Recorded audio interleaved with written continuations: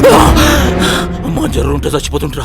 Hello guys, welcome to పండు vlogs. ఈరోజు వచ్చేసి మన వీడియో ఏంటంటే గైస్, మనమైతే ఇలా ఎక్కడికి వచ్చినాం అనుకుంటున్నా.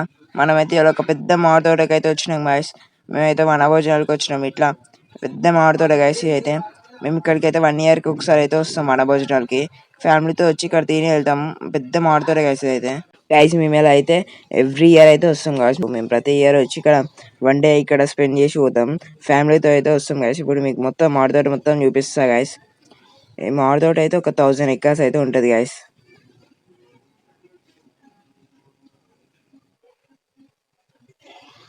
మీరు కూడా ఇలా మామిడి తోటలోకి వెళ్తారా గైస్ ఫ్యామిలీతోని? మొత్తం 1 yearకి ఒకసారి వెళ్తారో కామెంట్ సెక్షన్లో అయితే మెన్షన్ చేయండి గైస్.